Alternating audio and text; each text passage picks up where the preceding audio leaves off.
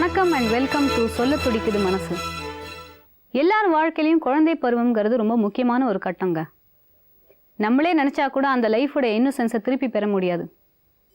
ஆனால் நம்மள எத்தனை பேரால் அந்த குழந்தை பருவத்துடைய சந்தோஷங்களை முழுசாக அனுபவிக்க முடியுது? ஓடி விளையாடு பாப்பா, நீ ஓய்ந்திருக்கலாகாது பாப்பான்னு பாரதியார் பாடியிருக்காரு. அவர் குழந்தைங்க சந்தோஷமாக இருக்கணுங்கிறதுக்காக பாடினார். ஆனால் இன்னைக்கு நிறையா குழந்தைகள் ஓடி ஓடி உழைக்கிறாங்க. டீ கடைகள்லேயும் மளிகை கடைகள்லேயும் தீப்பெட்டி தொழிற்சாலைகள்லேயும். அவங்கள பற்றி தாங்க இந்த கதை.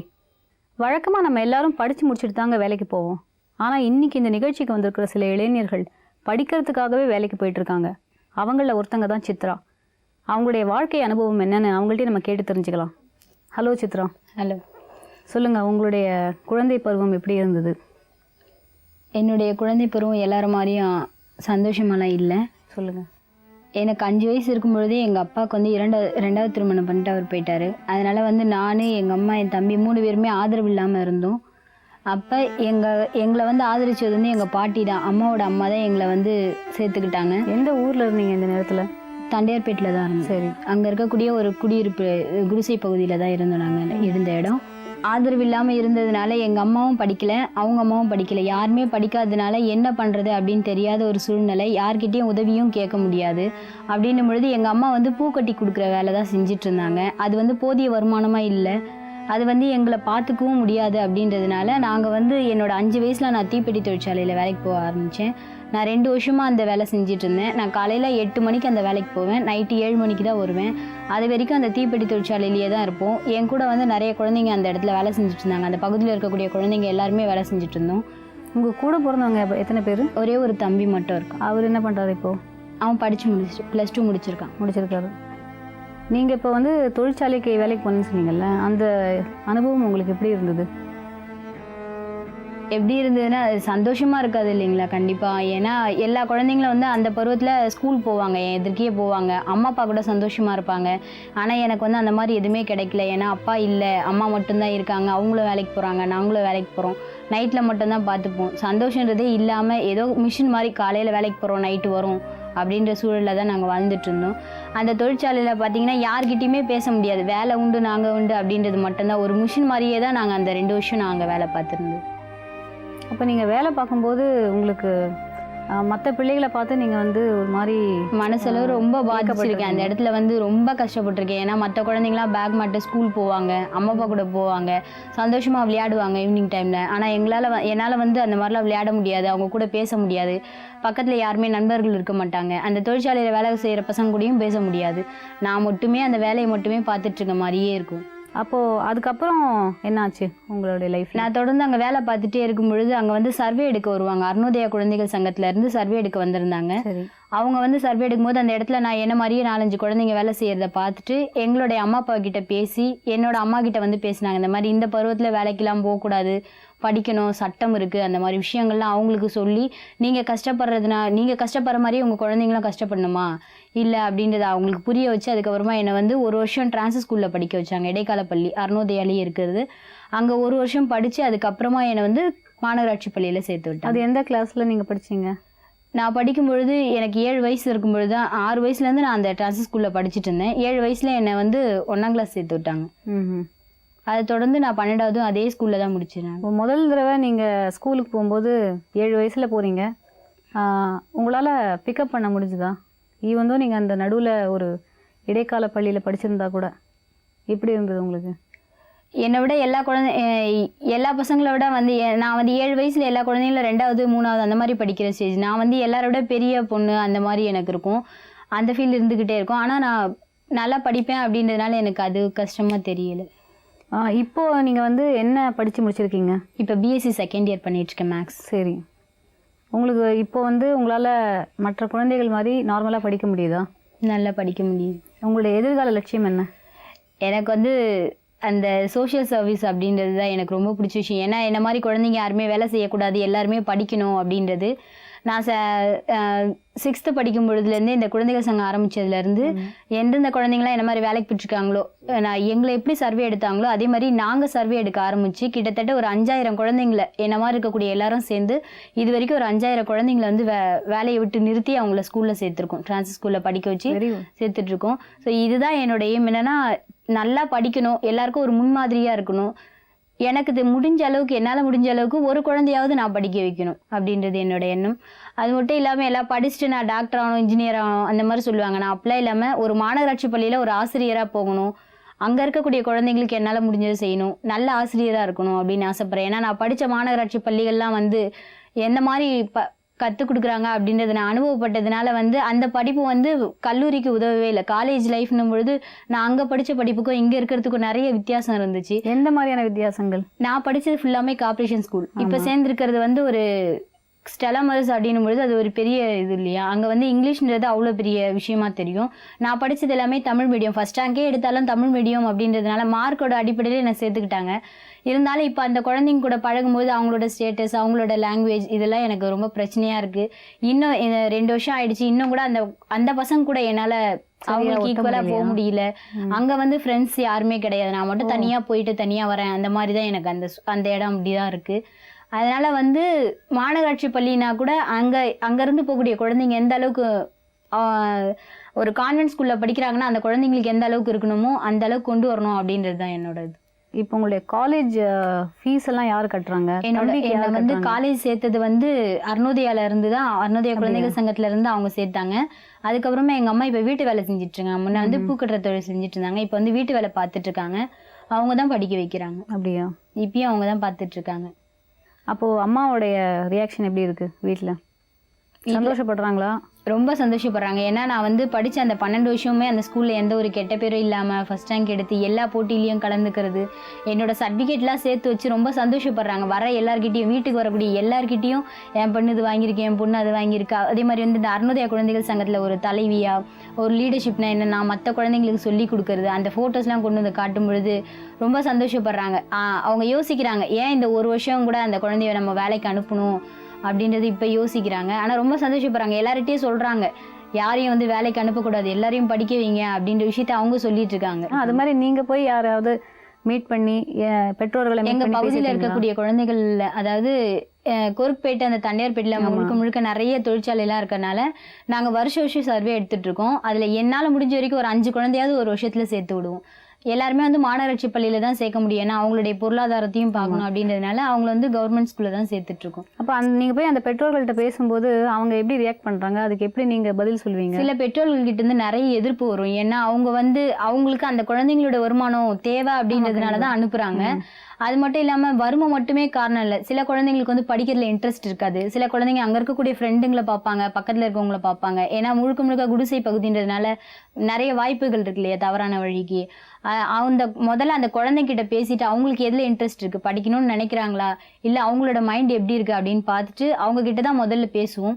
அதுக்கப்புறமா அவங்களோட அப்பா அம்மா கிட்ட போய் பேசுறது. ஏன்னா சில குடும்பத்தில் வந்து அப்பா வந்து குடியாரா இருப்பாங்க, அம்மா வந்து சரியாக பார்த்துக்க மாட்டாங்க குழந்தைங்கள. அப்போ அந்த குழந்தைக்கு எந்த விதமான குடும்பத்தில் என்ன சூழல் இருக்குது அப்படின்றத தெரிஞ்சுக்கிட்டு அதுக்கப்புறம் அவங்க கிட்ட போய் பேசுவோம். நிறைய பேரண்ட்ஸ் எதிர்த்துருக்காங்க. அதையும் தாண்டி நாங்கள் மட்டும் தனியாக போனால் கண்டிப்பாக ஏற்றுக்க மாட்டாங்க.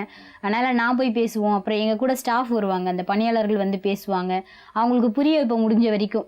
அந்த மாதிரி நேரத்தில் நானே என்ன உதாரணமாக சொல்கிறது, நானும் அந்த மாதிரி தான் இருந்தேன், இப்போ நான் இப்படி படிச்சுட்டு இருக்கேன், அப்போ உங்கள் பிள்ளையும் இந்த மாதிரி வர வேணாமா அப்படின்றத நான் வந்து எங்கே போனாலும் என்ன முன்மாதிரியாக அந்த குடும்பத்தில் சொல்வேன். என்ன நினச்சி பாருங்க அப்படின்னு தான் சொல்வேன். நிறைய வீட்டில் நாங்கள் பேசியிருக்கோம். அதனால் வந்து இப்போ பகுதியில் பார்த்தீங்கன்னா எல்லா பெற்றோர்களுக்கிட்டையும் ஒரு நல்ல நட்புணர்வு இருக்குது. அப்பாவை என்னைக்காவது நினச்சிப்பீங்களா? அப்பா எங்கள் வீட்டு எதிர்க்கே இருக்காங்க. இப்போ ஒரு 3-4 வருஷமா எங்கள் வீட்டு எதிர்க்க தான் இருக்காங்க. பார்க்கும்பொழுதெல்லாம் கோவம் தான் வரும். அவரை பார்க்கும்போதெல்லாம் ஒரு அப்பாவை எதுவுமே செய்யலை அப்படின்றத நினச்சி கோவம் வரும். அவர் முகத்தை எப்பயுமே பார்க்கக்கூடாது அப்படின்னு நினைப்பேன் நான். எதிர் வீட்டில் இருக்கிறதுனா எப்படி? அது எதிர் வீடுனா அவர் 2வது திருமணம் பண்ணிட்டு இருந்தவங்க வந்து இப்போ இங்கே வந்திருக்காங்க. இப்போ 4 வருஷம் 5 வருஷம் ஆகுது. அவங்க இதே இதில் வந்திருக்காங்க, நாங்கள் இருக்கக்கூடிய பகுதிக்கே வந்திருக்காங்க. எங்களை சுற்றி வந்து எங்கள் அப்பாவை சேர்ந்த 4 அக்கா தங்கச்சிங்க, எங்கள் அப்பா கூட பிறந்தவங்க மொத்தம் 6 பேர் அவங்க வீட்டில் பிறந்தவங்க. 6 பேருமே இப்போ அதே இடத்துல தான், அந்த நாங்கள் இருக்கக்கூடிய அதே ஹவுசிங் போர்டில் தான் எல்லாருமே இருக்காங்க. A பிளாக் B பிளாக் அந்த மாதிரி தான் இருக்காங்க. எங்களுக்கு எதனா ஒரு பிரச்சனை வருது அப்படின்னா கூட யாரும் வந்து கேட்க மாட்டாங்க. ஆனால் இப்போ நான் இந்த அருணோதயா குழந்தைகள் சங்கத்தில் இருக்கனால சொந்தக்காரங்களை பற்றி யோசிக்கிறதே கிடையாது. ஏன்னா எந்த ஒரு சூழ்நிலையிலுமே அவங்க எங்களுக்கு எந்த ஒரு உதவியுமே செய்யலை. அப்படின்னு இன்னைக்கு நான் நல்லா படிக்கிறேன் அப்படின்னு எங்கள் அம்மாவுக்கு பெருமையாக இருக்குன்னா நான் எங்கள் அம்மாவை பெருமைப்படுத்துகிறேன். அதே மாதிரி இந்த குழந்தைகள் சங்கத்தில் இருக்கக்கூடிய குடும்பங்களில் இருக்காங்களே அவங்க தான் என்னை பொறுத்த வரைக்கும் சொந்தக்காரங்க. எல்லாருமே அங்கே இருக்கக்கூடிய எல்லாருமே தான் அம்மா அப்பாவாக நினைப்போம். என்னை பொறுத்த வரைக்கும் எங்கள் அப்பா குடும்பம் எதுவுமே தேவையில்லை அப்படின்னு தான் சொல்லுவேன். அவர் எதுக்கா வாழ்ந்து காட்டணும், அவர் ஒதுக்குன ஒரு நினைக்கிறீங்க அப்படின்றது. ஆனால் உங்கள் அப்பா உங்களை பார்க்கும்போது, ஏன்னா அவரும் உங்களை தினசரிக்கு பார்க்கறதுக்கு வாய்ப்பு இருக்கும்ல, பார்த்துட்டு தான் இருக்காரு தினமும். இது வரைக்கும் ஒரு வார்த்தை கூட பேசல இந்த 5 வருஷத்தில். நான் படித்தேனா, நான் படிக்கிறேனா, என்ன பண்ணுறேன் எதுவுமே தெரியாது. நானோ என் தம்பியோ என்ன பண்ணுறோம் எதுவுமே அவருக்கு தெரியாது. ஆனால் நீங்கள் காலேஜ் போயிட்டுருக்கீங்கன்னாவது தெரியுமா? தெரியாது அவருக்கு. நான் என்ன பண்ணிட்டு இருக்கேன் அப்படின்றது தெரியாது. நான் வேலைக்கு போகிறேன், நான் காலேஜ் போகிறேன், என்ன எங்கள் குடும்பத்தை பற்றி அவர் எதுவுமே கேட்க மாட்டார்.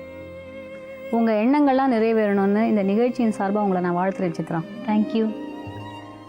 குழந்தை தொழிலாளியாக இருந்து மீட்கப்பட்ட சித்ராவோடைய கதையை கேட்டோம். அடுத்ததாக பைண்டிங் வேலையில் இருந்த முகமது ஷரீஃபோட கதை. அதை பார்க்கறதுக்கு முன்னாடி ஒரு சின்ன இடைவேளை. இன் சொல்ல துடிக்குது மனசு. Please stay with us. Welcome back to சொல்ல துடிக்குது மனசு. சின்ன வயசில் பைண்டிங் வேலை செஞ்சுட்டு இருந்த முகமது ஷரீஃப் பள்ளிக்கூடத்துக்கு போனாரா இல்லையா? அவர்கிட்டே கேட்டு தெரிஞ்சுக்கலாம். ஹாய் ஷரீஃப். ஹாய். சொல்லுங்கள், உங்கள் சின்ன வயசை பற்றி சொல்லுங்கள். எனக்கு வந்து ஒரு 4 வயசு இருக்கும்போது அப்பா வந்து ஜெயிலுக்கு போயிட்டார். எந்த பிரச்சனைக்கான போனார் அப்படின்றதெல்லாம் அந்த வயசில் எனக்கு தெரியல. அந்த வயசில் வந்து ஃப்ரெண்ட்ஸ் கூட விளையாடுறது இந்த மாதிரி சின்ன வயசில் அப்படி தான் பண்ணிகிட்டு இருந்தேன். அதுக்கப்புறம் வந்து யாருமே பேச மாட்டாங்க தெருவில். பசங்கள்லாம் வந்து அவங்க அப்பா வந்து ஜெயிலுக்கு போயிட்டார், இந்த பசங்களாம் சேராதீங்க, இந்த பையன் கூட சேராதீங்க அப்படின்னு பேரண்ட்ஸும் சரி பசங்களும் சரி வந்து சேர்த்துக்க மாட்டாங்க. இந்த மாதிரி சொல்லிகிட்டே இருக்கும்போது அம்மா என்ன பண்ணுவாங்க, எங்கன்னா வெளியே போனாலும் சரி பூட்டு போட்டு போயிடுவாங்க வீட்டுக்குள்ளே வச்சு. வெளியெல்லாம் போக மாட்டேன், வீட்டுக்குள்ளேயே இருந்தேன். எனக்கு தெரிஞ்ச உலகம் வந்து அந்த என்னுடைய ரூம் தான். அதை விட்டு வெளியும் போக மாட்டேன், எங்கேயும் போட்டேன். போனாலும் வந்து கிண்டல் பண்ணுவாங்க, எல்லாம் போட்டு அடிப்பாங்க, இந்த மாதிரி விஷயங்கள்லாம். அப்படி சொல்லும்போது நீங்கள் என்ன ரியாக்ட் பண்ணுவீங்க? அழுதுருவேன், அவ்வளோதான். வேறு எதுவும் செய்ய தெரியாது. அழுதுருவேன். அப்படி இல்லைன்னா வீட்டில் வந்து அம்மா கிட்ட சொல்லி அழுவேன். இந்த மாதிரி விஷயங்கள். வேறு எதுவும் அந்த வயசில் எனக்கு எதிர்த்து கேட்கவும் தைரியமும் கிடையாது. இந்த மாதிரி இருந்துகிட்டே இருக்கும்போது ஒரு ஸ்கூலில் வந்து 2 வருஷத்துக்கு மேலே நான் படித்ததே கிடையாது. ஏன்னா ரொம்ப அதிகமாக கிண்டல் பண்ண ஆரம்பிச்சுன்னா சரி வேறு ஸ்கூலில் சேர்ந்துருவேன். அதே மாதிரி தான் இது 12th முடிச்சிட்டேன். இது வரைக்கும் வந்து நிறைய ஸ்கூல் மாறிட்டேன்.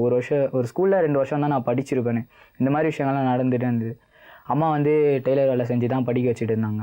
இப்படி நடந்துகிட்டே இருக்கும்போது 5வது முடிச்சிட்டேன். ஆனுவல் எக்ஸாம்லாம் எழுதியாச்சு. அதுக்கப்புறம் பசங்கள்லாம் இந்த மாதிரி கிண்டல் பண்ண ஆரம்பிச்சிட்டாங்க. எனக்கு படிக்கிறதுக்கு இன்ட்ரெஸ்ட்டே போச்சு. ஸ்கூல் போகும்போது வந்து படிக்கணுன்ற ஆசையோடு தான் எல்லோரும் போவாங்க. ஆனால் எனக்கு போகும்போது இன்றைக்கி அவன் எதை வச்சு கிண்டல் பண்ண போகிறாங்களோ, டீச்சர் என்ன சொல்ல போகிறாங்களோ, இந்த மாதிரி விஷயங்களே நினச்சிட்டு போகும்போது இந்த பள்ளி மேலேயும் அந்த டீச்சர்ஸ் மேலேயும், டீச்சர்ஸ் கூட அந்த மாதிரி சொல்லுவாங்க, உங்கள் அப்பா மாதிரி தான் நீயும் இருப்ப, அந்த மாதிரி விஷயங்கள்லாம் டீச்சர்ஸை சொல்லுவாங்க. இந்த மாதிரி நடக்கும்போது எனக்கு ஸ்கூல் மேலே இன்ட்ரெஸ்ட் போயிடுச்சு. தங்கச்சி இருக்காங்க. தங்கச்சியை படிச்சுட்டு இருக்கும்போது அம்மா வந்து ரொம்ப கஷ்டப்பட்டு இருந்தாங்க. சாப்பாடுக்கே சரியாக இருந்தது. இந்த மாதிரி விஷயங்கள். சரி இப்போ ஸ்கூலுக்கு போக வேண்டாம், நம்ம வேலைக்கே போயிடலான்ட்டு சும்மா லீவில் போக ஆரம்பித்தது தான். அப்படியே என்னாச்சு, பைண்டிங் கம்பெனிலே போக ஆரம்பிச்சேன். வேலை நிறைய வாங்குவாங்க, மீன் வண்டி தள்ள விடுவாங்க, சரியாக வேலை செய்யணும்னா அடிப்பாங்க, போட்டு அசிங்கமாக திட்டுவாங்க. இந்த மாதிரி விஷயங்கள்லாம் ரொம்ப பாதிச்சுது என்னை சின்ன வயசில். தள்ளி விட்டு காலெல்லாம் அடிபட்டுருக்கு. இந்த மாதிரி விஷயங்கள்லாம் பண்ணிகிட்டே இருக்கும்போது என்ன வேலை உங்களுக்கு அந்த இடத்துல? நோட்டு தூக்க விடுவாங்க, நிறைய நோட்டு கொடுத்து தூக்க விடுவாங்க. ஒரு கம்பெனி விட்டு இன்னொரு கம்பெனிக்கு நோட்டில் எடுத்துகிட்டு போய் போடணும். அப்புறம் குண்டு போடுறதுன்னு சொல்லுவாங்க, அந்த கட் பண்ணுவாங்க கரெக்டாக, அந்த விஷயங்கள் அதெல்லாம் போய்ட்டு கையெல்லாம் காப்பு காய்ச்சி போய்ட்டு அம்மா தான் ஊட்டி விடுவாங்க சாப்பாடு நைட். ஆனால் அவங்களோ சொன்னாங்க வேலைக்கு போகாத, நான் படிக்க வைக்கிறேன் அப்படின்னும் போது எனக்கு வந்து அந்த நேரத்தில் வந்து அம்மாவோட கஷ்டம் தெரிஞ்சுது. அதே நேரத்தில் எனக்கு படிப்பு, ஸ்கூலுக்கும் போகிறதுக்கு பிடிக்கல ஸ்கூல் போகிறதுக்கு. இந்த மாதிரிலாம் நடந்துகிட்டே இருக்கும்போது அம்மா என்ன பண்ணாங்க, இங்கே வேணாம் வேறு ஏரியாவுக்கு போயிடலாம், எங்கள் அப்பாவோட அம்மா இருக்காங்கல்ல அவங்க இதுக்கு போயிடலாம் அப்படின்னு 2 வருஷம் வந்து நாங்கள் வீடு காலி பண்ணி போயிட்டோம். எந்த ஏரியாவுக்கு போனீங்க? வண்ணாரப்பேட்டைக்கு போயிட்டோம். அங்கே தான் வந்து எங்கள் பாட்டிலாம் இருக்காங்க, அப்பாவோட அம்மாலாம். அங்கே போய் வந்து சரியான ஆதரவே கிடைக்கல. அந்த மாதிரி விஷயங்கள்லாம் நடந்துகிட்டே இருந்தது. அப்போ தான் வந்து வேலைக்கு போயிட்டே இருந்தேன். ஸ்கூல் நான் சேரல, 6th சேரல. நான் எவ்வளோ சொன்னாங்க அம்மா, நான் எப்படியாவது உனக்கு ஃபீஸ் கட்டிடுறேன், தங்கச்சி சேர்த்துட்டேன், உன்னை சேர்க்குறது நான் சேர்த்துடுறேன் நாங்கள். ஆனால் எனக்கு பிடிக்கல சுத்தியமாக. அப்புறம் வந்து அம்மா வந்து அருணோதயா அப்படின்றதுல சுய உதவி குழு இருந்தாங்க. அப்போ வந்து அங்கே டியூஷன்லாம் வைப்பாங்க படிக்கிறதுக்கு. நான் அதில் போய் எனக்கு பழக்கம். எங்கள் ஏரியா பசங்களாம் போயிட்டே இருக்கும்போது ஒரு அண்ணன் வந்து சொன்னார், நீ கேம்புக்கு வா, இந்த வாட்டி நான் கூட்டிகிட்டு போகிறேன் அப்படின்னா. சரி ஃப்ரீயாக தானே ஊருக்கு ஆந்திரா கூட்டிகிட்டு போயிருந்தாங்க, சும்மா தானே கூட்டிகிட்டு போகிறாங்க, ₹1 கூட செலவே இல்லையன்ட்டு நான் பண்ணேன். அந்த நோக்கத்தோடு தான் சரி சுற்றி பார்க்கலாம் அப்படின்ட்டு தான் போனேன். அங்கே போகும்போது தான் வந்து குழந்தைங்களுக்கும் உரிமை இருக்குது, நம்மளும் ஒரு குழந்தை தானே, நம்மளுக்கும் உரிமை இருக்குது, நம்ம ஏன் மற்றவங்க சொல்கிறதெல்லாம் நினச்சி ஃபீல் பண்ணோம். அங்கே போய் ஒரு 3 நாள் இருந்தேன். அங்கே நிறைய ஃப்ரெண்ட்ஸ் எல்லாம் கிடைச்சாங்க. என்னை பற்றி விஷயம் தெரிஞ்சும் என்னை வெறுக்காத ஃப்ரெண்ட்ஸ்லாம் கிடைச்சாங்க. அதாவது அரவணைக்கிற ஃப்ரெண்ட்ஸ்லாம் கிடைச்சாங்க, ஆறுதல் சொல்லி. அந்த விஷயத்தை வச்சு எங்கள் அப்பா பண்ண தப்புக்கு வந்து என்ன யாரையும் இது பண்ணல. அதனால வந்து எனக்கு அதில் அருணோதயாவில் இன்ட்ரெஸ்ட் போச்சு. அதே மாதிரி என்னோட பெரிய அண்ணா அக்காலாம் இருந்தாங்க, அவங்களாம் நல்லா படித்து நல்லா போல்டாக பேசுகிறதெல்லாம் அங்கே பார்த்தேன். சரி நம்ம ஏன் வேஸ்ட்டாக இதால் படிப்பை கெடுத்துக்கிட்டோம் அப்படின்ட்டு யோசிச்சுட்டே இருக்கும்போது தான் சரி திரும்ப ஸ்கூல் போகலாம் அப்படின்ட்டு அம்மாண்ட கேட்டு ஸ்கூல் ஜாயின் பண்ணேன். அதுலேருந்து நல்லா தான் நல்லா படித்து 12th முடிச்சிட்டேன். என்னோடய எய்ம் வந்து ஒரு டேரக்டர் ஆகணும், ஃபிலிம் டேரக்டர் ஆகணும் அப்படின்றது தான் எய்ம். அதை நோக்கி தான் போயிட்டு இருக்கேன். எப்படி இந்த ஃபீல்டில் உங்களுக்கு இன்ட்ரெஸ்ட் வந்தது? நாங்கள் நிறைய கலை நிகழ்ச்சிகள் கொடுப்போம், நாடகம், தெருக்கூத்து, மைமிங் போடுவோம். அந்த மாதிரி ஸ்ட்ரீட்லேயே பண்ணிட்டு இருக்கும்போது என்னை அறியாமையே அந்த டேலண்ட் என்ன வெளியப்பட்டு ஒரு நாடகத்தை அமைக்கிறது, ஒரு ஸ்டோரி கிரியேட் பண்ணி பசங்களை நடிக்க, இந்த மாதிரி விஷயங்கள்லாம் பண்ணிகிட்டே இருந்தேன். அப்போ வந்து அருணோதயா சில்ட்ரன்ஸ் சங்கத்தில் ஒரு பயிற்சி ஒன்று கொடுத்தாங்க, ஆவணப்படம் தயாரித்தல் அப்படின்றத கொடுக்கும்பொழுது டைரக்ஷன் பண்ணியிருக்கேன். ஆமாம். என்ன சப்ஜெக்டில்?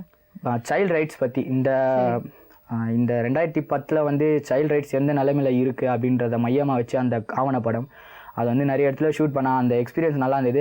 அதுக்கப்புறம் எனக்கு படிக்கணும்னு ஆசை, விஷுவல் கம்யூனிகேஷன் பண்ணலான்னு இப்போது அதை பற்றி தான். 12th முடிச்சிருக்கீங்க.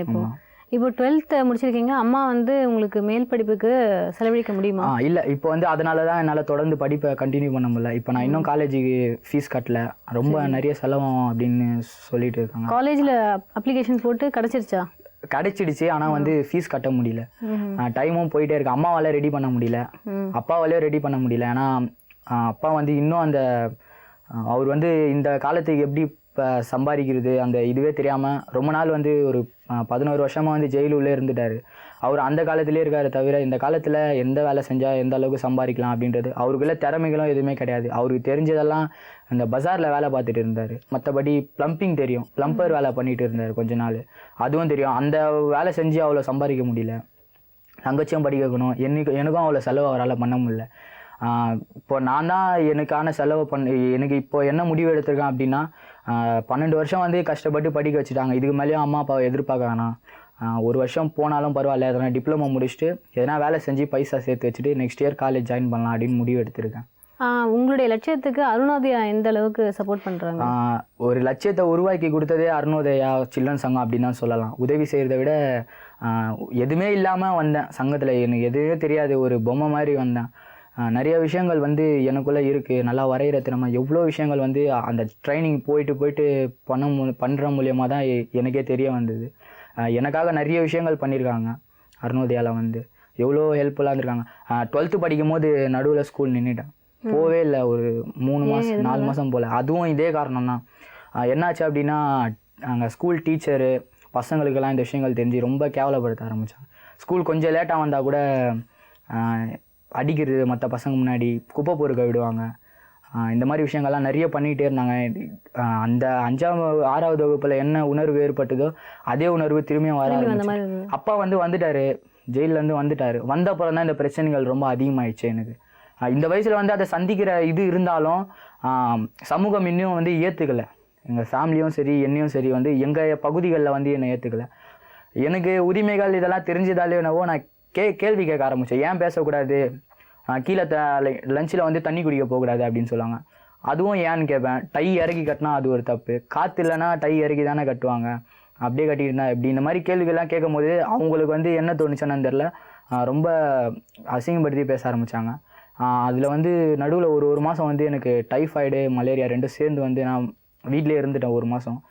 1 மாதம் பொறுத்து போகும்போது என்ன பண்ணேன், மெடிக்கல் சர்டிஃபிகேட் எல்லாம் எடுத்துக்கிட்டு தான் போனேன். ஆனால் வந்து ஹெட்மாஸ்டர் என்ன சொல்லிட்டாரு அப்படின்னா, உங்கள் பையன் மேலே வந்து நிறைய கம்ப்ளைண்ட்ஸ்லாம் கொடுக்குறாங்க, அதனால் வந்து உங்கள் பையன் வந்து ஸ்கூலில் நாங்கள் சேர்த்துக்க மாட்டோம், நீங்கள் வேறு எங்கன்னா ஸ்கூல் பார்த்துங்க, இல்லைனா அவனை ப்ரைவேட்டாக எழுத சொல்லுங்கள் அப்படின்னாங்க. அப்புறம் என்னென்னா நான் ஒரு 3 சப்ஜெக்ட் வந்து கொஞ்சம் ஈஸியான சப்ஜெக்ட் மட்டும் எங்கள் ஸ்கூல் மூலயமா எழுதிட்டோம் அப்படின்னு சொன்னாங்க. அதே மாதிரி ஸ்கூலே சேர்க்கல. அப்புறம் வந்து அந்த கட்டத்தில் வந்து ஸ்கூலில் வந்து பேசி திரும்பியும் ஸ்கூல் என்னை சேர்த்து இப்போ 12th முடிக்க வச்சது இந்த அருணோதயா சில்ட்ரன் சங்க பணியாளர்கள் தான். அவங்க வந்து பேசி நல்லா படிப்பான், நல்லா டேலண்டான பையன், அவனுக்கு ஹெல்ப் பண்ணுங்க அப்படின்னு சொல்லி சங்கத்துலேருந்து தான் வந்து டீச்சர்ஸ்லாம் பேசி கன்வின்ஸ் பண்ணி திரும்ப ஸ்கூலில் ஜாயின் பண்ணி எக்ஸாம்லாம் எழுதி இப்போ காலேஜ் ஜாயின் பண்ணுற அளவுக்கு அவங்க தான் பண்ணாங்க. ஒரு செயல்பாடுலையும் சரி, நீ நான் பேசுகிறதும் சரி, நடக்கிறதும் சரி, எல்லா விஷயங்களும் வந்து அருணோதயா சில்ட்ரன் சங்கத்துக்கிட்ட இருந்து தான் ஒரு பயிற்சியில் வந்து நான் கற்றுக்கிட்டேன். லைஃப் லாங் வந்து நிறைய பேர் சொல்லுவாங்க பணம் சம்பாதிக்கணும், இல்லைனா எதனா ஒரு சாதனை படிக்கணும் அப்படின்னா நிறைய பேர் எய்ம் வச்சுருப்பாங்க. எனக்குள்ளே ஒரு எய்ம் அப்படி என்னன்னா, எங்கள் ஏரியாவில் எவ்வளோ பேர் இருக்காங்க, படிக்காத பசங்க இருக்காங்க, சுற்றிக்கிட்டு இருக்க பசங்க இருக்காங்க. எனக்குள்ள எனக்கு கிடைச்சது மற்ற குழந்தைகளுக்கும் கிடைக்கணும், இந்த சமூகத்துக்கு என்னால் முடிஞ்ச ஒரு விழிப்புணர்வு நான் எதனா ஒன்று தரணும் அப்படின்ற எய்ம் வந்து எனக்கு வந்திருக்கு. எனக்கு தெரிஞ்ச விஷயங்கள் மற்ற குழந்தைகளுக்கும் உரிமை கிடைக்கணும், சமூகத்தையே மாற்றி அமைக்கணும் அப்படின்ற எண்ணம் தான் இப்போ எனக்குள்ளே ஓடிக்கிட்டு இருக்குது. நல்ல தலைமுறையை உருவாக்க வேண்டிய இந்த சமுதாயமே அந்த குழந்தைங்களை வெறுத்து ஒதுக்குறதன் மூலமாக அந்த குழந்தைங்களோட மனசில் எப்படிப்பட்ட ஒரு பாதிப்பு ஏற்படுதுங்கிறத ஷரீஃபோட கதை மூலமாக தெரிஞ்சுக்கிட்டோம். ஷரீஃப், உங்களுடைய எதிர்கால கனவுகள், லட்சியங்கள் நிறைவேறணும்னு இந்த நிகழ்ச்சி சார்பாக நான் உங்களை வாழ்த்துறேன். All the best. நன்றி. அடுத்ததாக இந்த நிகழ்ச்சியில் நம்ம சந்திக்க போகிற மாலா, சுரேந்தர் மற்றும் பத்மபிரியாவை சந்திக்கிறதுக்கு முன்னால் will go for a short break on சொல்ல துடிக்குது மனசு. Please stay with us. Welcome back to சொல்ல துடிக்குது மனசு. வேலை பார்த்துட்டே படிச்சுட்டு இருக்கிற மாலா, தனக்கு வர பிரச்சனைகள் எதுவாக இருந்தாலும் அதை தைரியமாக எதிர்கொள்கிற பத்மபிரியா, கலைத்திறன் கொண்ட சுரேந்தர், இவங்க 3 பேர் கதைகளையும் அவங்கள்ட்ட கேட்டு தெரிஞ்சுக்கலாம். மாலா, சொல்லுங்கள் உங்கள் லைஃப் ஸ்டோரி பற்றி. என்னோட பேர் வந்து மாலா. என்னோட வீடு வந்து இங்கே தனக்கோட்டியம்மாள் தோட்டம் டி நகரில் இருக்குது. சரி. நான் வந்து வேலை செஞ்சுட்டே படிச்சுட்ருக்கேன் அப்படின்றத வந்து நீங்கள் அறிமுகப்படுத்தினீங்க. என்ன அப்படின்னு பார்த்தீங்கன்னா, என்னோடய குடும்ப சூழ்நிலை காரணமாக, அந்த ஒரு காரணம் மட்டும்தான். ஏன்னா வந்து அப்பாவுக்கு வந்து தண்ணி சாப்பிட்ற பழக்கம் ஜாஸ்தி இருக்குது. வீட்டுக்கு வந்து நானும் என் தங்கச்சி 2 பேர் மட்டும்தான். இப்போ அப்படின்னும்பொழுது நான் தான் பெரிய பொண்ணு. அம்மா என்ன பண்ணுறாங்க? அம்மா வந்து வீட்டு வேலை பார்த்துட்ருக்காங்க. அப்படியே இங்கே வேறு எதுவும் அந்த தொழில் எதுவும் இங்கே கிடையாது. டீனர் எல்லாமே ஃப்ளாட்டில் வீட்டு வேலை செய்கிறது மட்டும்தான். அதனால் அம்மாவோட வந்து நான் வீட்டு வேலைக்கு போயிட்டுருந்தேன். ஃபஸ்ட்டு வந்து 100 ரூபா மாதம் சம்பளம். அதுக்காக வந்து அப்பா கூப்பிட்டு போய் விட்டார். என்னென்னா அவங்களுக்கு கூட ஹெல்ப் பண்ணுறதுக்கு, கடைக்கு போகிறதுக்கு, காய்கறி வெட்டி கொடுக்குறதுக்கு, அந்த மாதிரியான வேலைக்கு போயிட்டுருந்தேன். அவங்க வீட்டிலே காலையில் போயிட்டு சாப்பாடெலாம் செஞ்சு கொடுப்பாங்க. அங்கேயே சாப்பிட்டுட்டு காலையிலே ஸ்கூல் கிளம்பி அங்கே போயிட்டு அதே மாதிரி பண்ணிகிட்டே இருந்தோம். அது வந்து என்னோடய படிப்பு செலவுக்கு வந்து கொஞ்சம் உதவியாக இருந்தது. என்ன அப்படின்னு பார்த்தீங்கன்னா, அம்மா டியூஷன் போகணும் அந்த மாதிரிலாம் வந்து என்ன அலோவ் பண்ணவே இல்லை. அந்த மாதிரிலாம் ஒரு பிரச்சனை இருந்தது. அதுக்கப்புறம் என்ன பண்ணோம் அப்படின்னும்பொழுது அவங்க தான் சொன்னாங்க, எங்கள் வீட்டில் வந்து நாங்கள் சாப்பாடெலாம் செஞ்சு தரோம், சாப்பிட்டுட்டு நீங்கள் எப்படியே ஸ்கூல் போங்க. எந்த வயசில் இது? இது வந்து 9 வயசில். 9 வயசுலேருந்து நான் வேலை செஞ்சிட்ருக்கேன். இப்போ அது தொடர்ந்து அதே ஒரு சூழ்நிலை வந்து நடந்துட்டு இருக்கும்பொழுது அப்பா சரியில்லை அப்படின்ற ஒரு காரணத்தினால அவங்க என்ன சொல்லிட்டாங்க, வீட்டு வேலை செஞ்சு தான் படிச்சுக்கணும், இல்லைன்னா நீ நின்றுட்டு ஸ்கூலுக்கு போக வேண்டாம் அப்படின்ட்டாங்க அம்மா. நான் வந்து இங்கே பனங்கல் பார்க் கார்ப்பரேஷன் ஸ்கூலில் தான் படித்தேன்.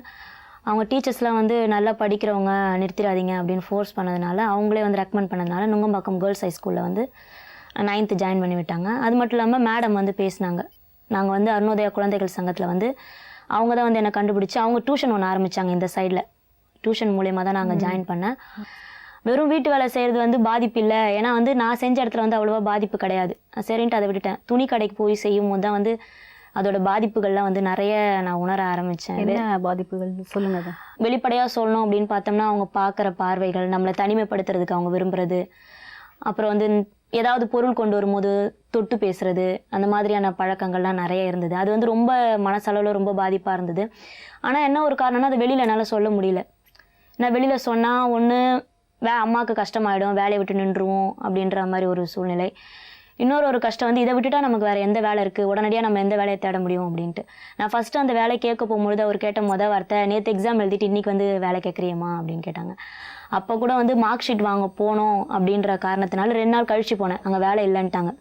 வீட்டுக்கு வந்து சொன்னேன், இது மாதிரி அம்மா பயங்கரமாக திட்டினாங்க, இந்த மாதிரி வேலை இல்லை, என்ன பண்ண போகிறேன் இதுக்கப்புறம் அப்படின்ட்டு. உடனே கிளம்பி சாப்பிடாம கிளம்பி போயிட்டு இன்னொரு 2-3 துணி கடையெல்லாம் போய் அலைஞ்சு கேட்டதுக்கப்புறம் ஒருத்தவங்க வந்து அன்றைக்கே ஜாயின் பண்ணிட்டாங்க. சரி, கையில் காசு எதுவும் இல்லை. சரி, சாப்பாடுக்கு என்ன பண்ணேன்னா, அங்கே இருக்கிற சூப்பர்வைசர் தான் வந்து சாப்பாடெலாம் வாங்கி கொடுத்து ஏற்பாடு பண்ணி விட்டாங்க. அங்கே வேலை தொடர்ந்து செஞ்சுட்டு இருந்தேன். அதுக்கப்புறம் தான் கொஞ்சம் கொஞ்சமாக வந்து அவரோட பழகிற விதங்கள்லாம் கொஞ்சம் எனக்கு பிடிக்காம போயிட்டு, அதுக்கப்புறம் எனக்கு அருணோதயாலன்னு தெரிஞ்சவங்ககிட்ட சொன்னதுக்கப்புறமா வந்து நல்லா படிக்கிற பொண்ணு. என்ன ஒன்றுனா, எனக்கு இந்த குடும்ப சூழ்நிலை காரணமாக வந்து +2ல் நான் ரொம்ப மார்க்கு கம்மியாக எடுத்துட்டேன். பாதிக்கு மேலே கூட தாண்டலை. என்ன காரணம்னா, இதுக்கு மேலே யார் பார்க்க போகிறா, நம்ம படிக்க போயிட்டோம்னா வீட்டை யார் பார்த்துப்பா, தங்கச்சி யார் பார்த்துக்குவா அப்படின்ற மாதிரி. அப்பா என்னென்னா, அப்பா அயன் வேலை பண்ணுறாரு, பைசா கொடுக்க மாட்டார். என்ன அவருக்கு ஒரே காரணம் அப்படின்னா அவர் தண்ணி சாப்பிட்றதுக்கு மட்டும் அந்த சம்பாதிச்சுட்டு யார கட்டிடுவார், அதுக்கே யூஸ் பண்ணிக்கிறாரு. அதுவே யூஸ் பண்ணிடுவார். நான் எவ்வளவோ சொல்லி பார்த்துட்டேன். நான் நிறைய பேர் சொன்னாங்க அவங்க நல்லா டேலண்ட்டாக இருக்காங்க, நிறைய திறமைகள் இருக்குது, நல்லா யூஸ் பண்ணுங்கள், கிளாஸ்க்கெலாம் அனுப்புங்க அப்படின்னாங்க. அம்மா ஒரே வார்த்தை என்னால் முடியாது அப்படின்னாங்க. நானும் அப்பாண்ட உட்கார வச்சு பொறுமையெல்லாம் எடுத்து சொல்லி பார்த்தேன். அவர் எதுவும் கேட்குற மாதிரி இல்லை. ஃபஸ்ட்டு வந்து ஆரம்பத்தில் வந்து அவரை பார்த்து நான் பயந்துருக்கேன். அப்பா வராரு அப்படின்னு சொன்ன உடனே ஓடி போய் ஒளிஞ்ச காலம்லாம் இருக்குது. இப்போ என்ன அப்படின்னு பார்த்தோம்னா அப்பாவை பார்த்தாலே அப்பாவே நான் கேள்வி கேட்குறேன், இது மாதிரிலாம் தப்பு. ஒன்று இது வந்து எனக்கு அந்த உரிமைகள் பற்றி தெரிஞ்ச ஒரு காரணமா, இல்லைன்னா என்னோட சூழ்நிலை, இந்த சூழ்நிலையில் இருந்துட்டு என்னால் என்னோட லைஃப்பை பற்றி என்னோட நான் எனக்கு இப்போ வந்து பாடக்கூடிய திறமைகள், நல்லா பேசுகிறேன், பேச்சு போட்டிலலாம் ஃபஸ்ட் ப்ரைஸ்லாம் வந்திருக்கேன். அப்போ அந்த மாதிரிலாம் இருக்கும்போது நிறைய பேர் சொன்னாங்க நீ வந்து கேம்பியர் பண்ணுறதுக்கு இல்லை அந்த மாதிரிலாம் நீ நல்லா உடனே சொல்லி கொடுத்தா பிடிச்சிக்கிற, அந்த மாதிரி என்னால் நீ நல்லா ட்ரை பண்ணு அப்படின்னு சொல்லிட்டு இருந்தாங்க. ஆனால் வந்து அதுக்கான வாய்ப்புகள் வந்து என்னால் என் குடும்பம், எனக்கு அடுத்தது என் தங்கச்சி அப்படின்னு யோசிக்க தோணுதே தவிர எனக்கு மேலே அடுத்தது எதுவுமே கிடச்சத. இப்போ என்ன பண்ணிட்டு இருக்கீங்க? இப்போ வந்து பிஏ வந்து ஃபைனல் இயர் பண்ணிட்டு இருக்கேன். நான் இப்பயும் நான் வேலை செஞ்சுட்டு தான் படிக்கிறேன். இதுதான் மேடம்கிட்ட வந்து நான் கேட்டேன், மாதிரி நான் மேற்கொண்டு படிக்கணும்னா மேம் நான் வந்து பார்ட் டைமாக வேலை பார்க்கணும், அதுக்கு ஏற்பாடு பண்ணி கொடுத்தீங்கன்னா நான் மேற்கொண்டு படிக்கிறேன், இல்லைன்னா நான் துணி கடையிலே வேலை செஞ்சுக்கிறேன் அப்படின்னு. அவங்க காலேஜ் சேர்த்து விட்டாங்க. இப்போ அவங்களோட அருணோதயாலேயே வந்து இப்போ ஒரு ப்ராஜெக்ட் ஒன்று பண்ணிகிட்ருக்காங்க, சைல்டு டொமஸ்டிக் ஒர்க்கர் அப்படின்னு சொல்லிட்டு, வீட்டு வேலைகள் குழந்தைகளற்ற சமுதாயம் அப்படின்ட்டு. நான் ஏற்கனவே வீட்டு வேலையை செஞ்சுட்டு இருக்கிறதுனால இப்போ என்ன பண்ணாங்க, அதுக்கு வந்து இந்த கோடம்பாக்கம் ஜோனுக்கு வந்து ஆர்கனைசராக என்னை போட்டிருக்காங்க. அந்த ஒரு இன்கம் வந்து எனக்கு கொஞ்சம் யூஸ்ஃபுல்லாக இருக்குது. அது மட்டும் இல்லாமல் லீவில் சாட்டர்டே சண்டேஸில் கூட இன்னமும் நான் வீட்டு வேலை செஞ்சுட்டு தான் இருக்கேன். இப்போ நான் வந்து இப்போது பிஏ ஹிஸ்ட்ரி பண்ணிகிட்ருக்கேன். என்ன காரணம் அப்படின்னா மெயின் வந்து MSW பண்ணலாம், பண்ணி வந்து நம்மள மாதிரி இருக்கக்கூடிய சூழ்நிலையில் இருக்கக்கூடிய குழந்தைங்களுக்கு வந்து நம்மளால் முடிஞ்ச ஏதாவது ஒரு சின்ன ஹெல்ப்பாவது நம்ம பண்ணலாம் கண்டிப்பாக அப்படின்ற மாதிரி பிளான் பண்ணியிருக்கேன். வேலைக்கு போகிற காரணம் வந்து ஒன்று வந்து குடும்ப வறுமை எனக்கு, இன்னொன்று வந்து அப்பா குடிப்பழக்கம் அடிமையாக இருக்குது. ஆனால் அவங்களுக்கு தெரியல எந்த அளவுக்கு அது வந்து குழந்தைங்கள பாதிக்குது அப்படின்ற விஷயம் அவங்களுக்கு புரியல. அப்படின்றதுனால மட்டும்தான் ரொம்ப நான் கவலைப்பட்டது வந்து என்னோட பருவத்தை வந்து நான் மிஸ் பண்ணிட்டேன், இதுக்கு மேலேயும் வந்து நம்மளால் எதுவுமே என்ஜாய் பண்ண முடியாது. அந்த ஒரு சூழ்நிலை வந்து எனக்கு ரொம்ப மனசு கஷ்டமாக இருந்தது.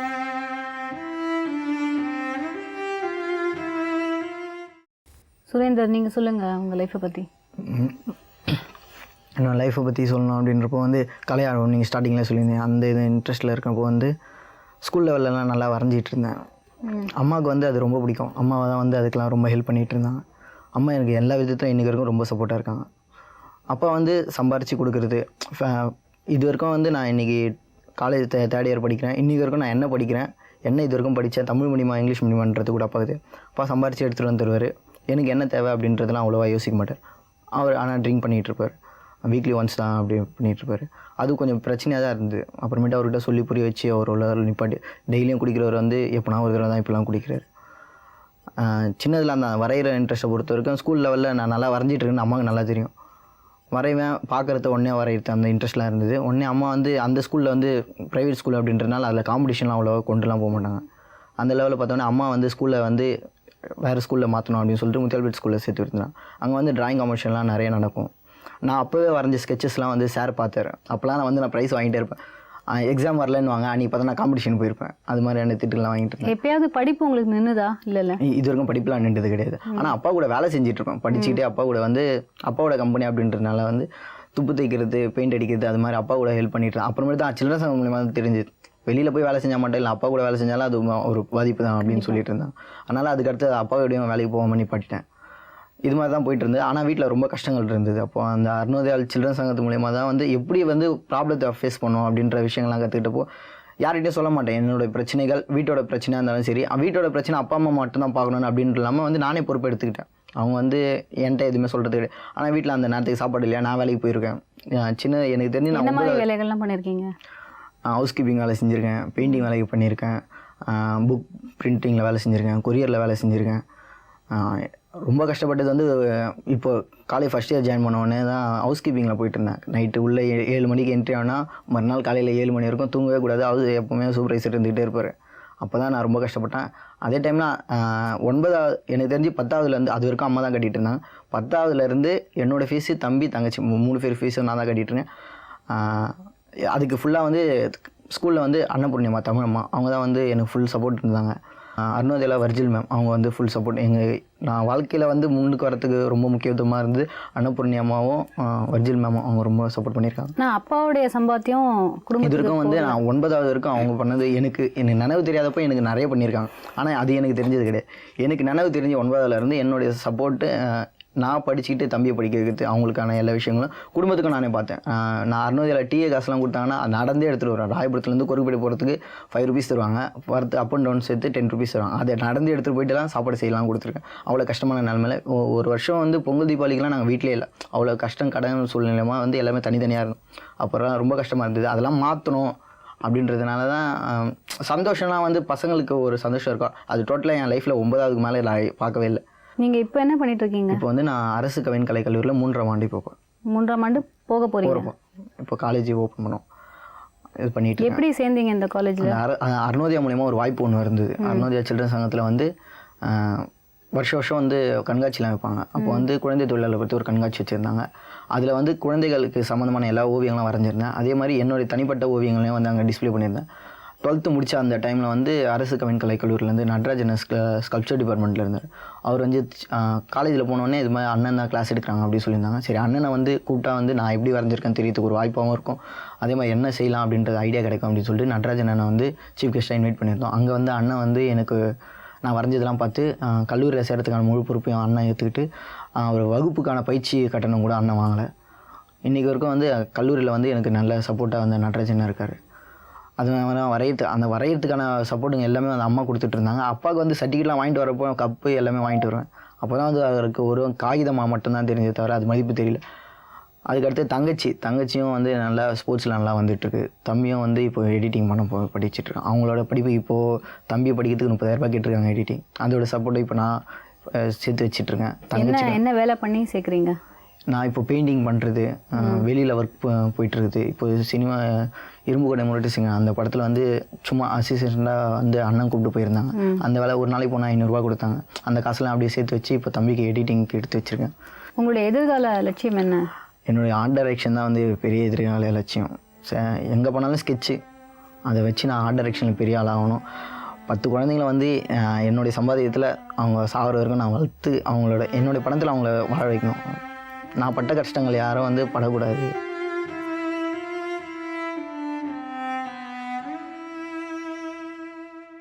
சொல்லுங்கள் பத்மபிரியா. நான் வந்து கொர்க்பேட் பகுதியிலேருந்து வந்துட்டுருக்கேன்.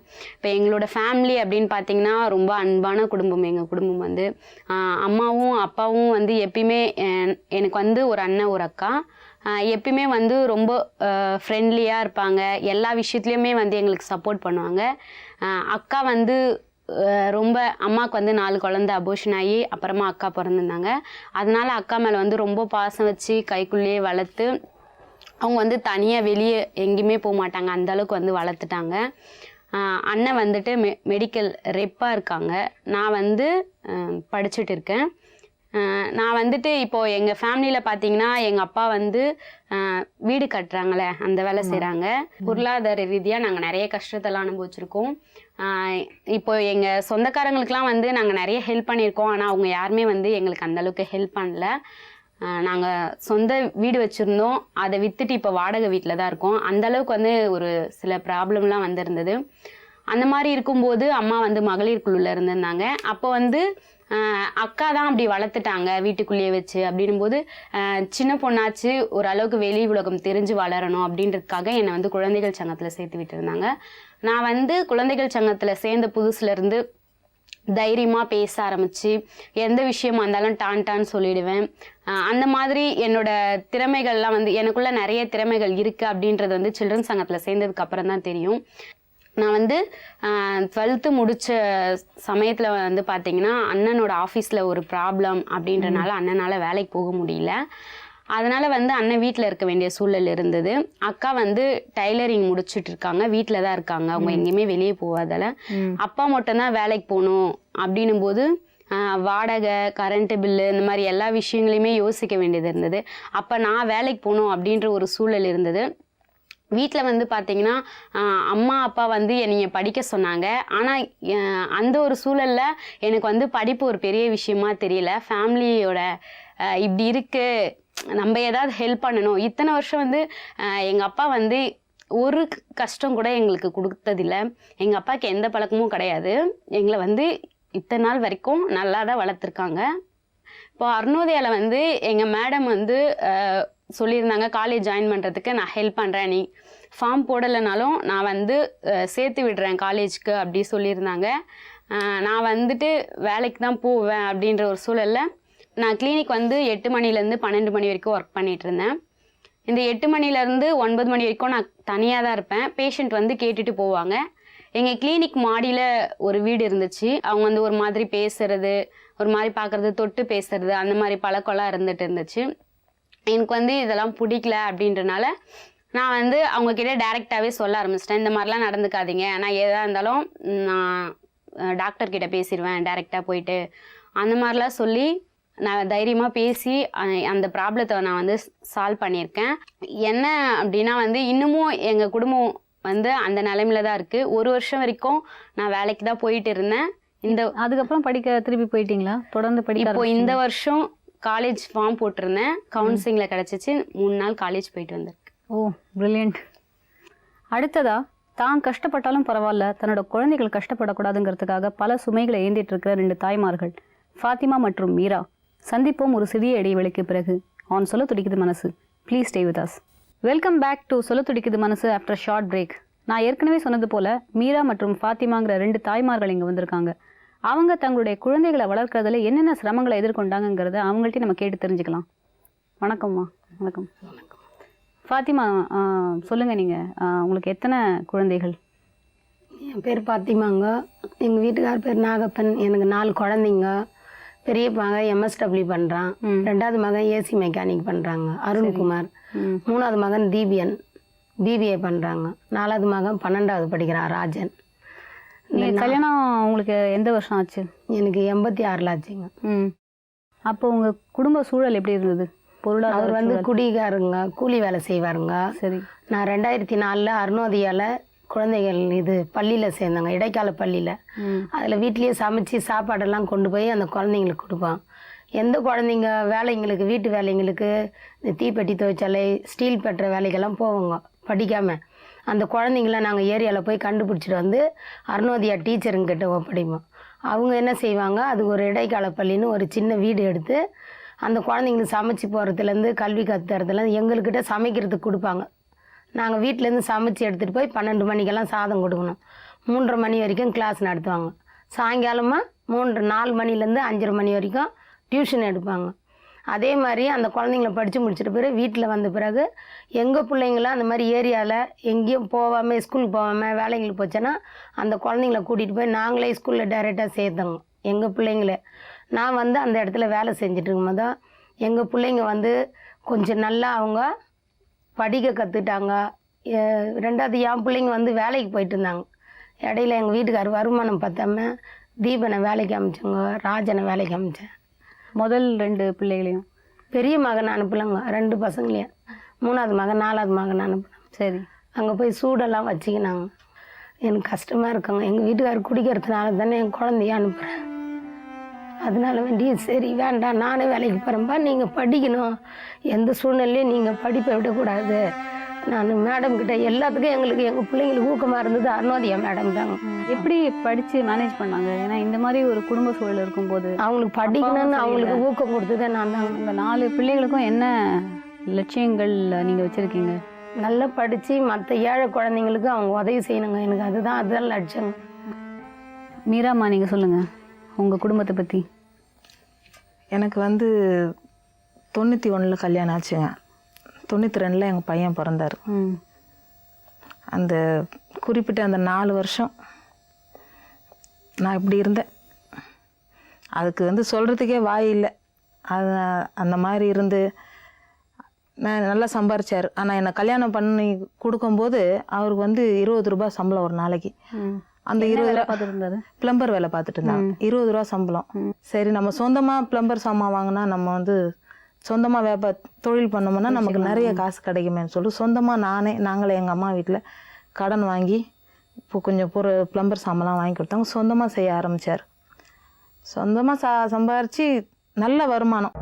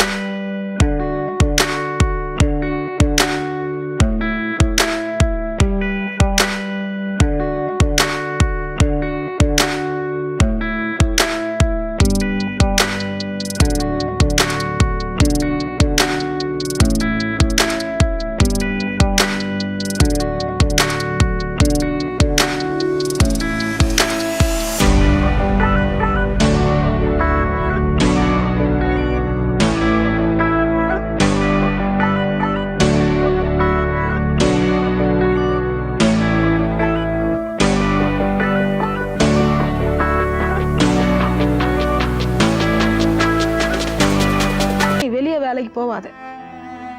அந்த 300 உன்னை என்ன தொழில் பண்ண முடியுமோ அதை நீ வீட்டில் இருந்தே பண்ணு. வெளியெல்லாம் புருஷன் இருக்கும்போதே உலகத்தில் ஒரு மாதிரி பேசும்போது நான் இல்லாமல் நீ வெளியே போன எனக்கும் ஒன்று ஒரு மாதிரி பேசுவாங்க. அதனால் நீ எல்லாம் போகாத அப்படின்னு சொல்லிட்டாங்க. அதனால் அந்த 300 ரூபா வச்சுட்டு தான் நான் சின்ன தொழில் ஆரம்பித்தேன். பண்டு பிடிக்கலாம், இந்த கார்டு போடுறாங்க இல்லைங்களா, 3 ரூபா கார்டு, அந்த மாதிரி போட்டு நம்ம வந்து ஒரு நம்ம பொழப்பு போகுமே அவர் வர வரைக்கும்னு சொல்லிட்டு அதில் தான் என்னுடைய முயற்சி தொடங்கிட்டு அதுலேயும் உன்னோட பொழப்பு போயிட்டு அதுலேயும் எனக்கு சரியான ஒரு இது இல்லை. டிஃபன் கடை போட்டேன். டிஃபன் கடை போட்டு என் பிள்ளைங்களை முதல் படிக்க வைக்கணும். என் பையன் இவர் போகல, என் பொண்ணுக்கு 2.5 வயசு, இவனுக்கு பெரியவனுக்கு 4 வயசு. யூகேஜி போயிருக்காரு. அப்போதான் அடி எடுத்து வச்சிருக்காரு. ஒரு பருவத்தில் தெரியாது வாப்பா இந்த மாதிரி இடத்துக்கு போயிருக்காருன்னு பிள்ளைங்களுக்கு தெரியாது. இவர் எப்பவுமே வெளிநாட்டுக்கு போயிட்டு வருவார். அதனால பிள்ளைங்க அந்த மாதிரி நான் சொல்லி வச்சிருக்கேன். வாப்பா எங்க அம்மான்னு கேட்காங்க பிள்ளைங்க. இல்லைப்பா வெளிநாட்டுக்கு போயிருக்காரு. போயிட்டு இதே மாதிரி என்ன பண்ணு, வெளிநாட்டுக்கு போனவர் ஏமா இத்தனை நாள் வரலன்னு சொன்னான்னா, இல்லைப்பா கொஞ்சம் லேட் ஆகும்னு சொல்லிட்டு எனக்கு வர வருமானத்தை எங்கள் வீட்டில் கட்டின வாடகை வரும். எங்கள் அம்மா தருவாங்க வாடகை, 3000 ரூபாய் வாடகை வரும். அந்த வாடகை எல்லாம் மாதம் ஆனால் சேர்த்து வச்சு பஜாருக்கு எடுத்துகிட்டு போயிட்டு அங்கே ஒரு ஆள் மூலியமாக இந்த பெரியவனுக்கு ட்ரெஸ்ஸு, சின்ன பொண்ணுக்கு ட்ரெஸ்ஸு எடுத்துகிட்டு அந்த 3000 ரூபா அந்த ஆள் எடுத்துகிட்டு வந்து கொடுக்குற மாதிரி உங்கள் ஆப்பா ஊர்லேருந்து கொடுத்தாரு. ஏன்னா பசங்களுக்கு வந்து அந்த தகப்பனுடைய நிலை இந்த நிலைமைன்னு இருந்தால் நாளைக்கு அதுங்களுடைய எதிர்காலம் மனநிலை பாதிக்கும். படிப்பு மேலே கவனம் செலுத்த முடியாது. அதே வகையில் தவப்பு மேலே ஒரு மரியாதை இல்லாத போய்டுன்றதால அதுங்கக்கிட்ட 8 வருஷமாக நான் இந்த விஷயத்த நான் சொல்லவே இல்லை. அப்புறம் குறிப்பிட்ட காலத்தில் ஒரு பிரச்சனைக்காக பிள்ளைக்கு இங்கே வந்து ஸ்கூலில் அதுங்களை வந்து ரொம்ப அவமதிக்க முடிவு பண்ணிட்டாங்க. அப்பனுக்கு ஜெயிலில் போன புள்ள என்னடா அவனை வந்து ஒரு கேவலமாக பேச, உன் பையில் என்னடா வச்சுருக்க, எதனா பொருள் வச்சுருக்கியா, குழந்தை கிண்டல் பண்ண ஆரம்பிச்சிடுச்சிங்க. அதனால் இவன் என்ன சொல்லிட்டாமா, நான் இனிமேல் ஸ்கூலுக்கெல்லாம் போக மாட்டேம்மா, என்னை வந்து இந்த மாதிரி கிண்டல் பண்ணுறாங்க. பொண்ணுக்கும் இதே பாதிப்பு, பொண்ணுக்கும் இதே தான். அதுக்கப்புறம் தான் அருணோதயாச்சு மகளிர் குழுவில் நான் வந்து உறுப்பினராக சேர்ந்த பிறகு தான் அங்கே போய் பார்த்து எந்த பிள்ளைங்க எல்லாம் அங்கே வந்து இல்லாத பிள்ளைங்க எவ்வளோ அவங்க வந்து தலை தூக்கி விடுறாங்க, எத்தனை பிள்ளைங்களை படிக்க வைக்கிறாங்கன்றது அதில் நான் போய் தெரிஞ்சுக்கிட்டு அதில் எடுத்துன்னு என் பையனை சேர்த்தேன். மேடம் சொன்னாங்க, நீங்கள் வந்து அதெல்லாம் கவலைப்படாதீங்க, உங்கள் படிப்புக்கு என்ன உதவினா கூட நாங்கள் செய்கிறோம், புக்ஸ் இல்லையா புக்ஸ் வாங்கி தரோம், யூனிஃபார்ம் இல்லையா யூனிஃபார்ம் வாங்கி தரோம், அதை பற்றிலாம் நீங்கள் கவலைப்படாதீங்க. அவர் உங்கள் வீட்டுக்காரர் இருக்கிற மாதிரி இருக்கட்டும், அவர் வரும்போது வரட்டும், உங்கள் பிள்ளைங்களுக்கு என்ன சலுகை செய்யணுமோ நாங்கள் செய்கிறோம், அந்த குறைய வைக்காது. அவங்க தைரியம் எங்களுக்கு கொடுத்து ஒரு சில விஷயத்தில் அவங்க எனக்கு எவ்வளோ ஹெல்ப் பண்ணியிருக்காங்க. இன்றைக்கி என் பையன் +2 படிக்கிறாரு, என் பொண்ணு +1 படிக்குது. உதவி பண்ணுறவங்க எவ்வளோ இருக்காங்க. கண்டிப்பாக பண்ணாங்கன்னா கண்டிப்பாக என் பிள்ளைய நான் படிக்க வைக்க மேடம். ரொம்ப நன்றிம்மா. நன்றிம்மா. குழந்தைங்களை வேலைக்கு அனுப்பக்கூடாது, அவங்க படிக்கணுங்கிறத பற்றியும் சிறுவர்களுக்கான உரிமைகளை பற்றியும் தொடர்ந்து சமூகத்தில் வலியுறுத்திட்டு வர அருணோதயா குழந்தைகள் சங்கத்துடைய ப்ராஜெக்ட் ஆஃபீஸர் மிஸ்டர் சங்கர் இங்கே வந்திருக்காரு. அவர் என்ன சொல்லாருன்னு கேட்போம். வணக்கம் மிஸ்டர் சங்கர். வணக்கம் மேடம். சொல்லுங்கள், உங்கள் நிறுவனத்தை பற்றி சொல்லுங்கள், அந்த இயக்கத்தை பற்றி சொல்லுங்கள். மேடம், இந்த அருணோதயா குழந்தை தொழிலாளர் மையம் வந்து 1992 வந்து ஆரம்பித்தது. சரி. அடுத்து அதோட ஃபஸ்ட்டில் ஸ்டார்டிங் எப்படி வந்து பார்த்தீங்கன்னா, இது வந்து எங்கே அதிகமாக குழந்தை தொழிலாளர் மையம் சொல்லும்போது கோடம்பாக்கம் பகுதியில் தான் வந்து அதிகமாக குழந்தை தொழிலாளர்கள் வந்து அதிகமாக இருந்தாங்க 1992 அந்த ஆண்டில். அப்போ அந்த பகுதியில் வந்து பார்த்திங்கன்னா நிறையா சைல்டு லேபர் குழந்தை தொழிலாளர் அதிகமாக இருக்கும்போது அப்போ அங்கே நிறைய என்ன செஞ்சாங்க, சரி நிறைய குழந்தைகள் ஸ்கூல் பள்ளிக்கு போகாமல் நிறைய பேர் வேலைக்கு போயிட்டு இருந்தாங்க. அந்த ரயில்வே ட்ராக் நிறைய இடத்துல என்ன செய்யுங்க, நிறைய குழந்தைகள் இருந்தாங்க. அப்போ என்ன செய்யலைன்னா அந்த பகுதியில் வந்து குழந்தைகள்லாம் ஒன்று சேர்த்து அந்த குழந்தைகளை வந்து ஒரு என்ன செஞ்சாங்க, அப்போ வந்து சங்கம் ஆரம்பிக்கல, குழந்தைகள் சங்கம் ஆரம்பிக்கல. அப்போ அந்த குழந்தைகளை வந்து என்ன செஞ்சாங்க, அந்த குழந்தைகள் வந்து டக்குன்னு நான் வந்து நீங்கள் வாங்க ஒரு சங்கத்துக்கு வாங்கினா வரமாட்டாங்க, சந்தேகப்படுவாங்க. உடனே அந்த குழந்தைங்களுக்கு வந்து என்ன செய்யலாம், அவங்க கூட கம்பேர் பண்ணி விளையாடுற மாதிரி, ஒரு எங்கேயாவது பக்கத்தில் வந்து ஒரு பார்க் கூட்டிகிட்டு போகிற மாதிரி, அப்புறம் பீச்சுக்கு கூப்பிட்டு போகிற மாதிரி அந்த குழந்தைகிட்ட நல்ல ஒரு பாட்டு விளையாட்டு மாதிரி அந்த என்ன செஞ்சாங்க ஸ்டாஃபுங்க ரெடி பண்ணி அந்த குழந்தைங்களை வந்து ரெண்டாவது அந்த மாதிரி இடத்துக்கு வர வச்சு அப்புறம் என்ன செஞ்சாங்க, அப்புறம் பேரண்ட்ஸுக்கிட்ட நம்பிக்கை ஏற்பட்டுருச்சு. சரி வந்து இந்த மாதிரி வந்து கூட்டிகிட்டு போகிறாங்க, ஒரு ஸ்டாஃபுங்க வந்து கூட்டிகிட்டு போகிறாங்க அப்படின்னு நம்பிக்கை வந்தோடனே அந்த குழந்தைங்களுக்கு வந்து நிறைய அந்த பகுதியில் வந்து நிறைய குழந்தை தொழிலாக இருக்கும்போது அவங்களுக்கு வந்து என்ன செஞ்சுருக்காங்கன்னா, அந்த ஏரியாவில் வந்து எங்கே நிறைய குழந்தைகள் அதிகமாக இருக்காங்களோ அந்த பகுதியில் வந்து என்ன செய்கிறாங்க, ஒரு சங்கம் ஒரு 20 குழந்தைகள் ஒன்று சேர்ந்து 20-25 பேர் ஒரு சங்கம் ஒரு குழந்தைகள் இருந்தால் அந்த ஏஜ் வந்து பார்த்தீங்கன்னா 10லேருந்து 18 அங்கே சங்கங்கள் வந்து உருவாயிருச்சுன்னா உடனே நினைச்சாங்க அந்த குழந்தைகளை வச்சு ஒரு சங்கங்கள் வந்து உருவாக்கப்பட்டது. 6 மண்டலம் பிரித்து அதில் 65 சங்கங்கள் இருக்குது. 65 சங்கத்தில் வந்து இப்போ இருக்கிற குழந்தைகள் வந்து 1402 குழந்தைகள் வந்து இருக்காங்க. இன்னைக்கு பொதுவாக என்ன நினைக்கிறாங்கன்னா குழந்தைகளுக்கு வந்து காசு கொடுத்து பணம் கொடுத்து உதவணுமா இல்லை காசு கொடுத்து உதவணுமா அந்த மாதிரி எதிர்பார்க்குறாங்க.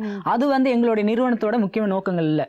என்ன அப்படின்னா அந்த குழந்தைகளுக்கு வந்து அந்த பங்கேற்புனா என்ன, குழந்தைகளுடைய பார்ட்டிசிபேஷன் பங்கேற்புனா என்ன, அந்த குழந்தைகளுக்கான உரிமைகள்னா என்ன, அது வந்து பேசிக் வந்து அந்த குழந்தைகளுக்கு வந்து சொல்லி கொடுத்தாவே அந்த குழந்தைங்க அவேர்னஸ் அந்த கிரியேட் பண்ணாவே அந்த குழந்தைகள் என்ன ஆட்டோமேட்டிக்காக பிக்கப் ஆகிக்கும். அந்த குழந்தைகளோட உரிமைகள் தெரிஞ்சுக்கிட்டு அதுக்கு தகுந்த மாதிரி எடுத்து சமுதாயத்துலேருந்து சரி பள்ளி குடும்பம் இந்த மாதிரி ஒரு 4 தளத்தில் வந்து இந்த குழந்தைகள் வந்து பங்கேற்கணும். பேசிக் வந்து குடும்பத்தில் தான் ஸ்டார்டிங் பிரச்சனைகள் ஆரம்பிக்கும். குடும்பம், அடுத்தது நெக்ஸ்ட் பார்த்தீங்கன்னா இது ஸ்கூல் பள்ளி லெவலில், அடுத்தது வந்து இது சமூகத்தில், அப்புறம் அரசு, இந்த மாதிரி ஒரு 4 தளங்கள் வந்து பிரச்சனைகள் இதுதான் நம்ம சமுதாயத்தில் இருக்குது. அப்போ அந்த மாதிரி இடத்துல வந்து அந்த குழந்தைகளுக்கு வந்து பங்கேற்பு உரிமைகளுக்காக தான் அவங்களுக்கு தேவை. அதுதான் அது வந்து நம்ம ஆக்சுவலாக வந்து அவங்களுக்கு சொல்லி கொடுத்துட்டா அது வச்சு அந்த குழந்தைகள் வந்து பிக்கப் ஆகிக்குவாங்க. இது எந்தெந்த உத்திகள் மூலமாக நீங்கள் சொல்லி கொடுக்குறீங்க? சாங், அதாவது விழிப்புணர்வு, சமுதாயத்தில் வந்து விழிப்புணர்வு பாடல்கள் சொல்லித்தரோம், நாடகங்கள் சொல்லித்தரோம், யங் ஃபெசிலிட்டி இளம் வழி நடத்துனர் பயிற்சி இருக்குது. அடுத்து வந்து பார்த்திங்கன்னா தலைமைத்துவ பயிற்சி, இந்த மாதிரி பல பயிற்சிகளை வந்து அந்த குழந்தைகளுக்கு வந்து கண்டினியூவாக கொடுத்துக்கிட்டு இருக்கோம். டக்குன்னு ஒரு விஷயம் எடுத்தோன்னே உடனே வந்து மாற்ற முடியாது. அது கொஞ்சம் கொஞ்சமாக தான் ஸ்டெப் பை ஸ்டெப்பாக தான் நம்ம செய்ய முடியும். அதனால் நான் வந்து கண்டினியூவாக ஃபாலோ பண்ணிக்கிட்டு இருக்கோம். அதாவது இப்போ பார்த்தீங்கன்னா இப்போ வரக்கூடிய காலகட்டத்தில் வந்து குழந்தை தொழிலாளர் வந்து இப்போ கம்மியாக இருக்குது. முதல்க்கு இப்போ ஒரு மாதிரி இப்போ கம்மியாக ஆகிட்டு தான் இருக்குது. இன்னும் சுத்தமாக குழந்தை தொழிலாளர் இருக்கக்கூடாது. குழந்தை தொழில் சமுதாயத்தை உருவாக்குறதுக்காக நம்ம வந்து முக்கியமாக பாடுபட்டு இருக்கோம். அருணோதயா தன்னுடைய பிஸியான ஷெட்யூலுக்கு மத்தியிலையும் நம்ம நிகழ்ச்சிக்காக நேரம் ஒதுக்கி இங்கே வந்த மிஸ்டர் சங்கருக்கு எங்களுடைய நன்றி. தேங்க்ஸ். மேலும் உங்கள் பணி தொடர எங்களுடைய வாழ்த்துக்கள் சார். தேங்க்ஸ். குழந்தைகளுடைய கல்வி கற்கிற ஆர்வம், அந்த கல்வியை கற்கிறதுல அவங்களுக்கு ஏற்படுற சிரமங்கள், இதை பற்றியெல்லாம் இந்த நிகழ்ச்சியில் நம்ம பார்த்தோம். அது மட்டும் இல்லாமல் அந்த மாதிரியான பிரச்சனைகளை அவங்க எதிர்கொள்கிறதுக்கு அவங்களுக்கு உறுதுணையாக இருக்கிற அருணோதயா குழந்தைகள் சங்கத்தை பற்றியும் தெரிஞ்சுக்கிட்டோம். மீண்டும் அடுத்த வாரம் மேலும் சில வாழ்க்கை கதைகளோடு உங்களை சந்திக்கிறேன். சொல்ல துடிக்குது மனசு. நன்றி, வணக்கம்.